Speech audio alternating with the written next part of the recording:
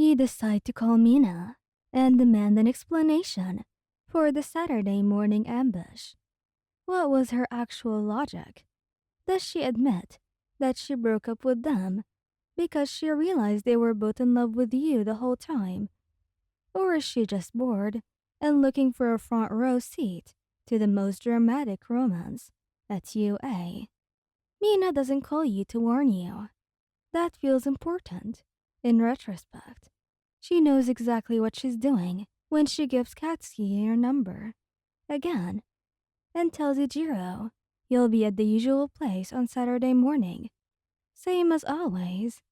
She knows, and she does it anyway, because Mina Ashido has never in her life been anything less than chaotic about the people she loves.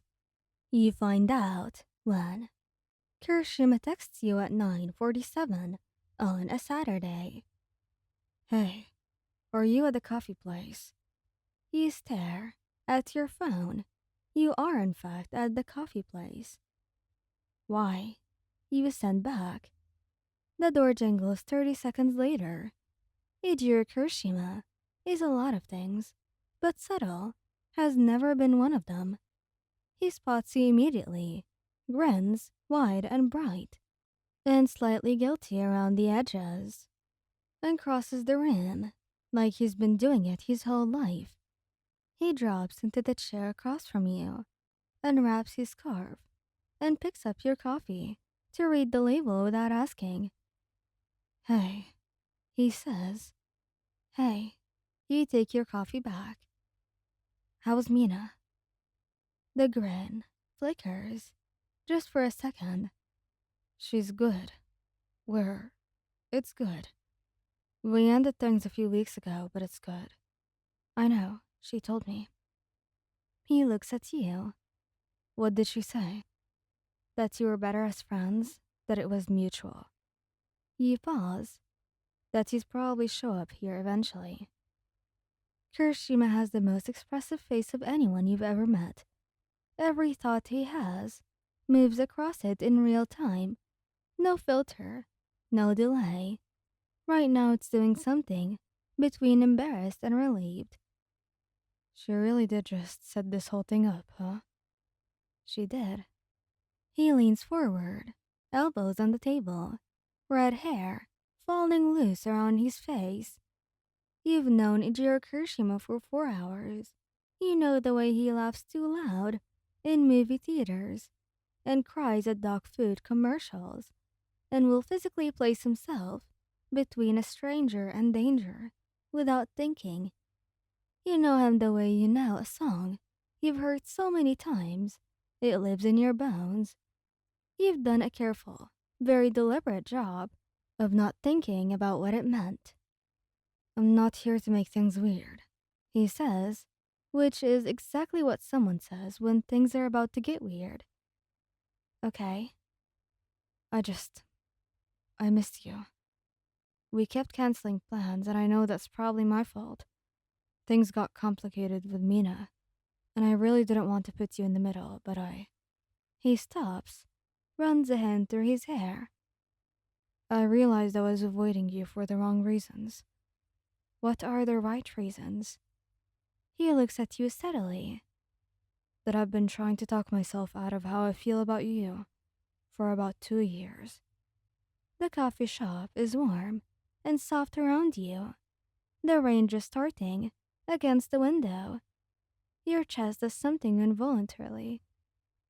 Ijiro. The door jingles. You both look up. Katsuki Bakugo stands in the doorway, shaking grain off his jacket, already scanning the room with the focused irritation of someone running a tactical operation.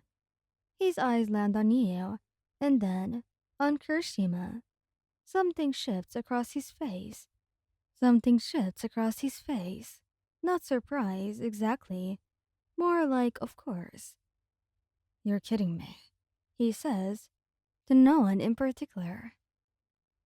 Kirishima twists around. Bro. Don't bro me, you. Bakugo stops. He looks at you. Some of the tension bleeds out of him, replaced by something more complicated. She told you I'd be coming. Well, she told me Kirishima would be here. You say she didn't mention you. Sneaky, Kirishima says, with genuine admiration. Bakugo pulls up a chair. He doesn't ask. He never does. He just rearranges the world around himself and dares it to complain. He sits down heavily, drops his bag on the floor, and flags down a passing barista with 2 fingers like he's been a regular here longer than you have. Before you say anything, he starts. Were you and Kirishima going to compare notes later about how this went? Silence. Oh my god. You were. It wasn't. We're not doing that. Bakugo's jaw tightens. He looked at Kirishima, and Kirishima looked at the ceiling. We talked. That's all. We figured it was better to be upfront about it. About both of you showing up separately to confess to me on the same Saturday morning. When you say it like that, Mina orchestrated the entire thing. Obviously, Bakugo mutters. She's been insufferable about it for months. You sit back in your chair and look at both of them. Kirishima watching you with that open, earnest face he's never learned to guard. Bakugo staring hard at his coffee, like it personally offended him.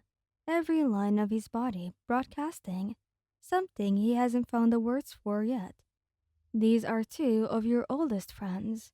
The people who show up when you move apartments, who remember your coffee order, who have seen you at your worst and showed up again anyway. Mina's exes, both of them.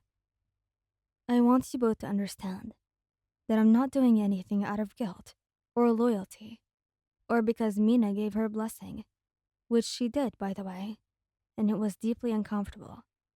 She cried. Kirishima offers. Happy tears, Bakugo adds. She is so involved in this. I need time. I'm not making any decisions, sitting here with both of you staring at me like I'm a final exam. Kirishima nods immediately.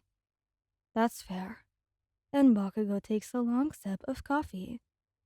Fine. And then, your drink's cold. You look at him. Something flickers at the corner of his mouth. Not quite a smile. Not quite not one. Outside, the rain finally commits. You sit in the warm, amber-lit chaos of a Saturday morning that Mina Ashido built specifically to detonate your carefully organized life. And despite everything, despite the absurdity and the pressure, you're glad they're there. Thank you guys for listening. If you like this video, please don't forget to subscribe, like, and share, and goodbye.